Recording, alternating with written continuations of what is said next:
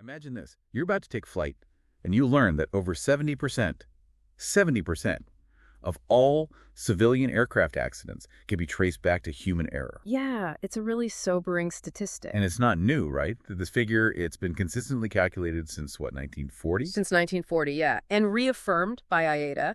And we see it play out devastatingly in events like the Tenerife collision back in '77. The biggest aviation disaster.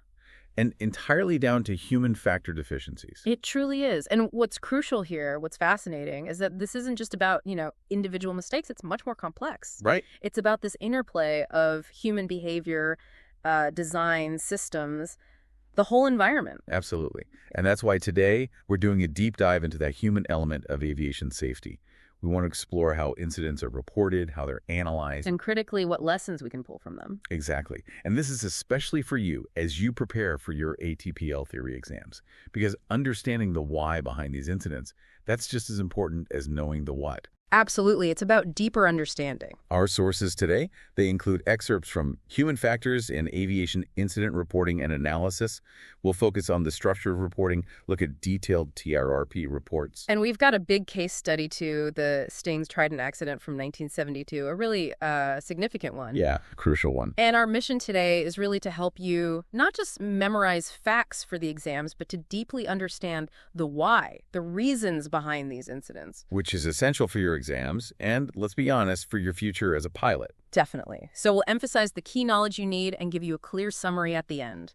Help you respond effectively to those ATPL questions. Okay, so let's start with that big question. Yeah. If human error is such a massive factor, how does the aviation world learn from it? I mean, without just punishing people into silence. That's the core dilemma, isn't it? How do you get pilots, controllers, everyone to report incidents truthfully? Yeah. And the answer required a radical shift in thinking. The breakthrough was recognizing, and this is a key quote, that it's unrealistic to expect to obtain adequate information while at the same time holding the threat of punitive action. You just won't get the truth that way. Exactly. People clam up. So that's where these reporting schemes come in. The first major one, that was NASA's ASRS, right? The Confidential Aviation Safety Reporting System. That's the one. Established in 1976, and it proved hugely successful. The numbers are amazing. Over 52,000 reports in the first 10 years. Yeah, and just in 1985 alone, they got over 9,000 reports, mostly from airline pilots.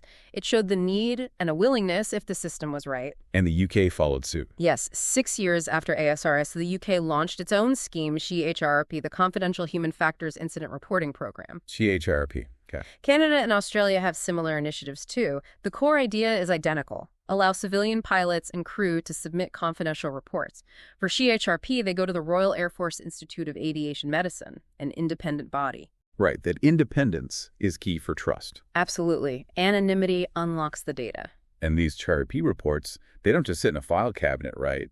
They get used. Definitely not. They're distilled, analyzed, and then crucial insights are issued back to the whole aviation community through a bulletin called feedback. Feedback. Makes sense. So everyone learns. Precisely. And the scope of what gets reported is incredibly wide. You see everything from crew fatigue, poorly designed equipment, to communication problems, even tricky interpersonal relationships in the cockpit. all of it. So for your ATPL exams, understanding the purpose, the philosophy, and the mechanics of these non-punitive reporting systems like CHIRP and ASRS, that's fundamental knowledge for aviation safety. Okay, let's unpack this with some real examples from those CHIRP reports, because these really illustrate the kinds of human factors you'll encounter, both in your exams and, well, out there flying.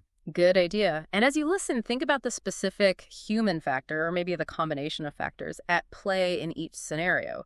These aren't just anecdotes, they're patterned. Right. Let's start with cockpit design. Seems basic, but clearly critical. CHIRP report. All right. Many thanks for listening to this free part of the ATPL Theory podcast. If you want to continue learning and access the full comprehensive guide, go to my Patreon at patreon.com/ATPLtheory or my Hero at herohero.co/ATPL. That is patreon.com/ATPLtheory or herohero.co/ATPL. Wishing you all the best.